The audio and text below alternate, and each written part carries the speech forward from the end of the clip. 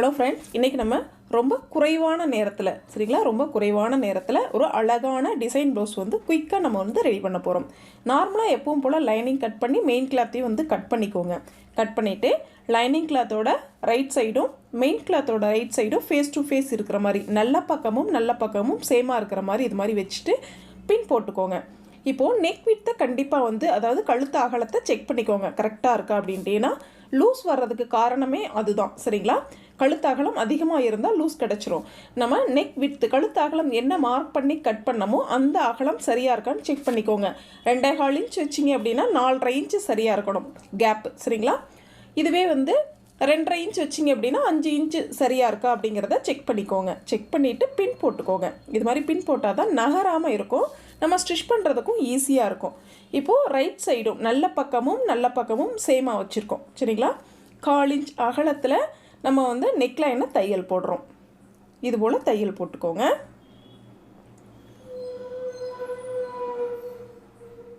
இந்த வளைவு பகுதியில் மட்டும் இது மாதிரி மார்க் பண்ணிக்கிட்டீங்க அப்படின்னா உங்களுக்கு தையல் போடுறதுக்கு ரொம்ப ஈஸியாக இருக்கும்.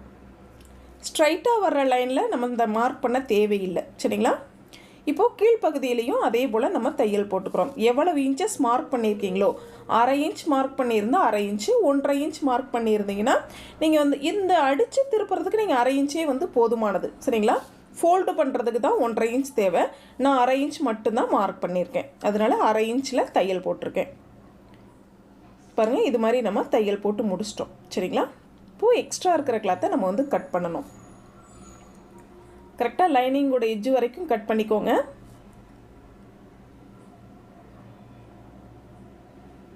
அடுத்து தையலில் படாமல் ஹேர்கட் கொடுத்துக்கோங்க. அப்போ தான் டேர்ன் பண்ணும்போது ஈஸியாக இருக்கும், நல்லா திரும்பும் சுருக்கங்கள் இல்லாமல். இதையும் கரெக்டாக லைனிங்கோட எட்ஜ் வரைக்கும் மெயின் கிளாத்தை கட் பண்ணிக்கிறோம்.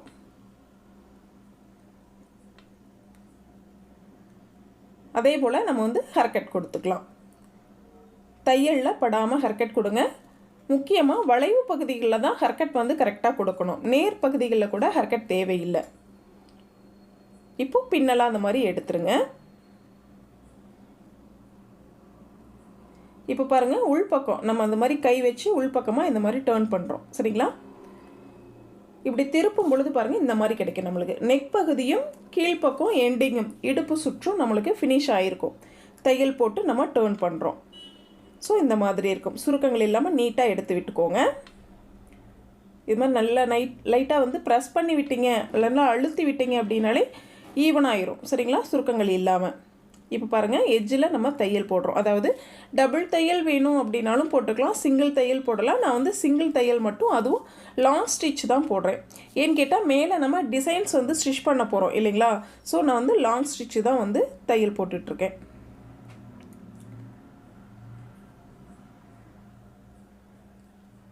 இது மாதிரி டேர்ன் பண்ணி கரெக்டாக சுருக்கங்கள் இல்லாமல் தையல் போட்டுக்கலாம்.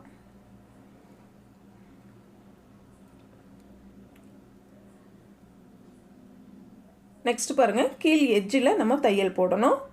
லைனிங் வெளியில் தெரியாமல் நீட்டாக இருக்கணும். அந்த மாதிரி எடுத்து விட்டுக்கோங்க. இது டபுள் தையல் நம்ம ஸ்டிச் பண்ணிக்கலாம். அப்போ தான் பார்க்க அழகாகவும் இருக்கும், நல்லா ஸ்டிஃபாகவும் இருக்கும். ஃபஸ்ட்டு இந்த எட்ஜிலேயே தையல் போட்டுக்கலாம். நெக்ஸ்ட்டு பார்த்திங்கன்னா 1/2 இன்ச் கேப்பில் நம்ம தையல் போடணும்.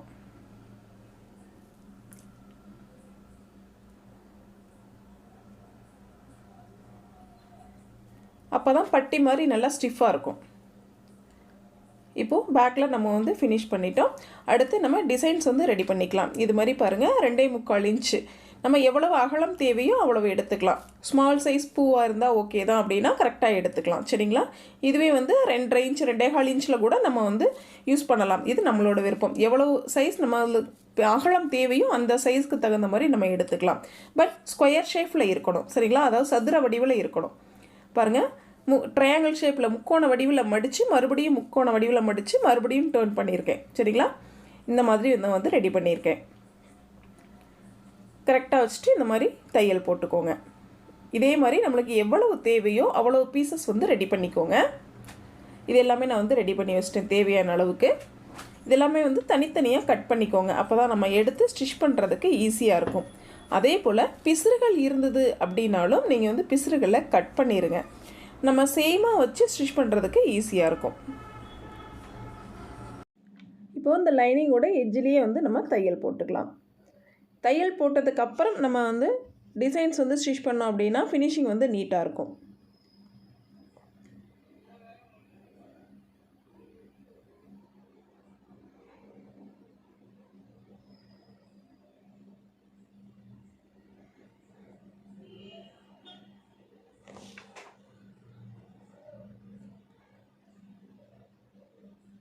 தையல் போடும் பொழுதே பாருங்கள், மெயின் கிளாத்தை லைட்டாக வந்து நகர்த்தின மாதிரி வச்சுக்கோங்க, லைட்டாக இழுத்த மாதிரி. அப்போ தான் உள்பக்கம் சுருங்காமல் இருக்கும்.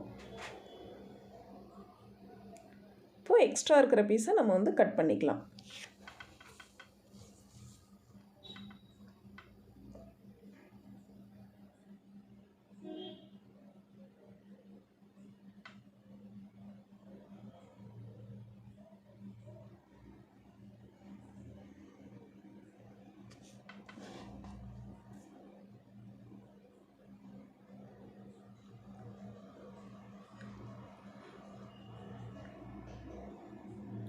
இப்போ நம்மளுக்கு பேக் பார்ட் ஃபுல்லாக ரெடி ஆயிடுச்சு. டிசைன் வந்து நம்ம அட்டாச் பண்ண ஆரம்பிச்சுக்கலாம். இந்த மாதிரி நீட்டாக எடுத்துக்கோங்க. இப்போ ஒவ்வொரு பீஸாக எடுத்து நம்ம ஜாயின் பண்ண ஆரம்பிச்சுக்கலாம். எட்ஜில் வந்து கரெக்டாக வந்து பீஸை வச்சுக்கோங்க. இந்த சைடில் பார்த்திங்கன்னா நம்ம சாரீ பின் குத்துவோம் இல்லைங்களா, ஸோ கொஞ்சம் கீழே தள்ளி நான் வந்து ஸ்டார்ட் பண்ணிக்கிறேன். அந்த சைடு ஃபுல்லாகவே நம்ம வந்து ஸ்டிச் பண்ணணும். இந்த சைடு மட்டும் சரிங்களா, லெஃப்ட் சைடு மட்டும் கொஞ்சம் கீழ்ப்பக்கமாக தள்ளி நான் வந்து ஸ்டார்ட் பண்ணுறேன். பாருங்கள், ஒவ்வொரு பீஸாக எடுத்து கரெக்டாக எட்ஜில் வச்சு நம்ம தையல் போட்டுக்கலாம். பிசுறுகளை வந்து கட் பண்ணி எடுத்துருங்க. அப்போ தான் நம்மளுக்கு சரியான கரெக்டாக ஒரே அளவில் நம்ம வந்து ஸ்டிச் பண்ண முடியும்.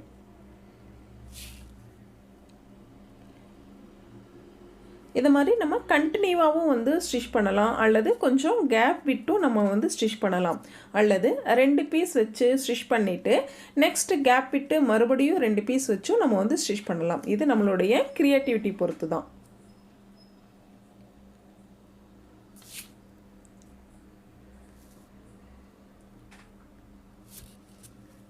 ஃபஸ்ட்டு நீங்கள் புதுசாக ஸ்டிச் பண்ணுறீங்க அப்படிங்கிற பட்சத்தில் நீங்கள் லாங் ஸ்டிச் கூட போட்டுக்கலாம் சரிங்களா. ஏன்னு கேட்டிங்கன்னா, நான் ஒருவேளை நீங்கள் தவறாக, அதாவது கொஞ்சம் ஓரமாகவோ அல்லது உள்ள தள்ளியோ வெளியே தள்ளியோ ஸ்டிச் பண்ணிட்டீங்க அப்படின்னா பிரிக்கிறதுக்கு உங்களுக்கு ஈஸியாக இருக்கும்.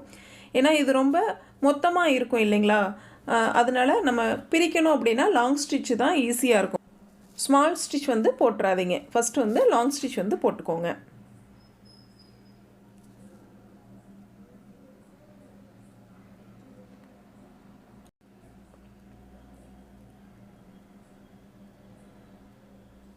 கரெக்டாக சேம் அளவில் வெளிப்பக்கம் டிசைன்ஸ் வந்து இருக்கணும். அது மாதிரியே கரெக்டாக பார்த்து வச்சுட்டு வாங்க. ஒரு பீஸ் சின்னதாகவோ அல்லது பெருசாகவோ ஃபோல்டு பண்ணியிருந்தீங்க அப்படின்னா கூட, நல்லா மடக்கி நீங்கள் தையல் போட்டிருந்தா கூட சின்னது பெருசு இல்லாமல் ஒரே சேம் அளவில் வச்சு நம்ம ஸ்டிச் பண்ணுற மாதிரி பார்த்துக்கோங்க.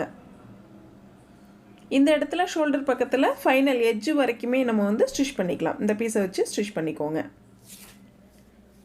இப்போது தேவைக்கேற்ப நம்ம வந்து ஸ்டிச் பண்ணி முடிச்சிட்டோம். இது ஃப்ரண்ட் பார்ட்டுக்கு வந்து நம்ம யூஸ் பண்ணிக்கலாம். பாருங்கள், இந்த மாதிரி நம்ம வந்து ஸ்டிச் பண்ணியிருக்கோம் சரிங்களா. இப்போது இந்த பிசுறு பகுதியை நம்ம வந்து இந்த லேஸ் வச்சு ஜாயின் பண்ண போகிறோம் சரிங்களா, நல்லா கவர் பண்ண போகிறோம். இதுக்கு நூல் வந்து மாற்றிக்கோங்க. த்ரெட்டு பார்த்திங்க அப்படின்னா கோல்டன் கலரில், நீங்கள் வந்து மேல் பக்கம் தையல் வந்து கோல்டன் கலரில் இருக்கணும். ஸோ கீழ்ப்பக்கம் கூட ஓகே தான், மேல் பக்கம் நம்ம வந்து கோல்டன் கலரில் தான் கன்ஃபார்மாக வந்து ஸ்டிச் பண்ணணும். அதுவும் இந்த லேஸ் பார்த்திங்கன்னா 2 சைடும் நம்ம வந்து ஸ்டிச் பண்ணணும். ஃபஸ்ட்டு ஒரே கார்னர் பக்கத்துலேயே ஒரே கார்னர்லேயே தையல் போட்டுவாங்க. இந்த வளைவு பகுதியில் பார்த்திங்கன்னா கொஞ்சம் டேர்ன் ஆகிற மாதிரி இருக்கணும் சரிங்களா, நல்லா சுருக்கமாக இந்த இடத்துல சரிங்களா, லைட்டாக நம்ம ஃபோல்டு பண்ணக்கூடாது, பட் ஆனால் அந்த இடத்துல ஃபோல்டு இருக்கிற மாதிரி நம்ம வந்து தையல் போடணும். அப்போ தான் நல்லா டேர்ன் ஆகும். இல்லைன்னா ஒரு மாதிரி தூக்குன மாதிரி ஒரு மாதிரி இருக்கும் சரிங்களா. ஸோ அந்த கார்னரில் மட்டும் கொஞ்சம் கவனமாக வந்து இந்த லேஸை வந்து தையல் போட்டுக்கோங்க. நல்லா டேர்ன் ஆகிற மாதிரி லேஸாக தான் நீங்கள் யூஸ் பண்ணணும். திரும்பாமல் ஸ்ட்ரைட்டாகவே இருக்கிற மாதிரி லேஸ் வந்து யூஸ் பண்ணிங்க அப்படின்னா நம்மளுக்கு அந்தளவுக்கு ஃபினிஷிங் கிடைக்காது. எந்த டிசைனுக்கு எந்த லேஸ் யூஸ் பண்ணணும் அப்படிங்கிறதும் ரொம்ப முக்கியம். பானைக்கு அப்படின்னா நம்ம எது வேணாலும் யூஸ் பண்ணலாம். திரும்புறதும் யூஸ் பண்ணலாம், திரும்பாததும் யூஸ் பண்ணலாம். வளைவாக இருக்கக்கூடிய யூனெக் இந்த மாதிரி நம்ம யூஸ் பண்ணும் பொழுது நல்ல வளையக்கூடிய லேஸ் மட்டும்தான் யூஸ் பண்ணணும் சரிங்களா. பாருங்கள், இது மாதிரி கவர் பண்ணிட்டோம். பார்க்கவே ரொம்ப நீட்டாக இருக்குது. நெக்ஸ்ட்டு மறுபடியும் ஒரு லேஸ் வந்து நம்ம அட்டாச் பண்ண போகிறோம். அதுக்கு முன்னாடி ஒன் சைடு நம்ம தையல் போட்டோம் இல்லைங்களா, இப்போ அடுத்த சைடு நான் லேஸ்லேயே வந்து தையல் போட்டுக்கிறேன்.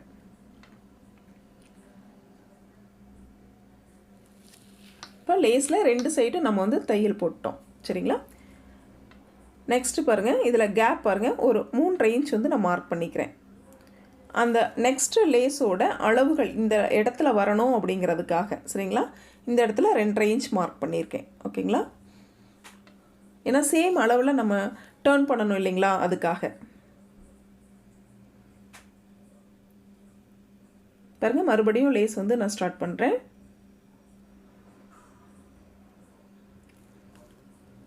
நம்ம ஃபஸ்ட்டு அந்த ஃபினிஷிங் மட்டும் போதும் அப்படின்னாலும் அதோட ஸ்டாப் பண்ணலாம். பட் எக்ஸ்ட்ரா இன்னும் கொஞ்சம் லுக் அதிகமாக தேவை அப்படிங்கிற பட்சத்தில் அடுத்த இன்னொரு லேஸ் வந்து நம்ம ஸ்டிச் பண்ணுறோம். நம்ம மார்க் பண்ணோம் இல்லைங்களா, கரெக்டாக அந்த மார்க்கிங்கில் கரெக்டாக வந்து டச் ஆகி அந்த பக்கம் அடுத்த பாயிண்ட்டுக்கு நகர்ற மாதிரி சரிங்களா நம்ம லேஸை வந்து டர்ன் பண்ணிக்கிறோம். சென்டர் பாயிண்டில் அந்த மாதிரி லைட்டாக வந்து ஃபோல்டு பண்ணி தான் ஆகணும். ஸோ இது மாதிரி ஃபோல்டு பண்ணிக்கோங்க.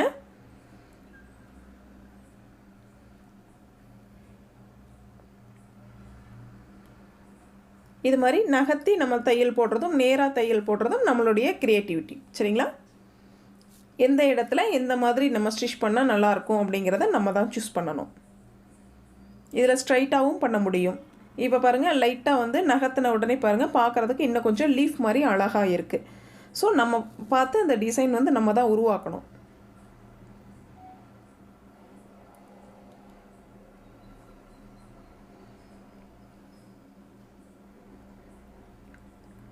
நம்ம மார்க் பண்ண அந்த பாயிண்டில் கரெக்டாக வந்து மேட்ச் ஆகி வர்ற மாதிரியும் தையல் போட்டுக்கோங்க. அப்போ தான் சேம் அளவாக இருக்கும்.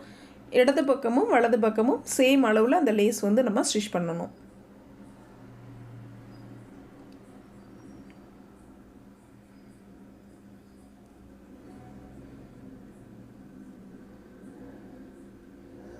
இப்போ பாருங்கள், லேஸ் வந்து நம்ம ஃபினிஷ் பண்ணிட்டோம். எக்ஸ்ட்ரா இருக்கிற பீஸை கட் பண்ணிடுங்க. இப்போது இந்த இடத்துல பார்த்திங்க அப்படின்னா நம்ம பட்டன் வந்து யூஸ் பண்ணலாம் சரிங்களா சென்டரில். அதுக்கு மேலே பார்த்திங்க அப்படின்னா உள் பக்கத்தில் நம்ம ஸ்டோன்ஸ் வந்து யூஸ் பண்ணலாம் சரிங்களா. இது நம்மளோட விருப்பம் தான், தேவைப்பட்டால் யூஸ் பண்ணிக்கலாம். நான் பாருங்கள் பீட்ஸ் வந்து ஸ்டிச் பண்ணுறேன் சரிங்களா. இந்த எட்ஜில் நுனி பகுதியில் பீட்ஸ் வந்து வச்சுட்டு ஹோல் இருக்கும், அதில் வந்து த்ரெட் விட்டு இந்த உள் பக்கமாக நான் வந்து நாட் போட்டுக்கிறேன். இந்த மாதிரி ஸ்டிச் பண்ணும்பொழுது பார்க்குறதுக்கு ரொம்பவே வந்து நீட்டாக இருக்கும். பீட்ஸ் அப்படிங்கிறது கிராண்ட் லுக்காக இருக்கும். ஸோ நம்ம பீட்ஸும் வந்து ஸ்டிச் பண்ணிக்கலாம், அல்லது பாசி இந்த மாதிரியும் ஸ்டிச் பண்ணிக்கலாம்.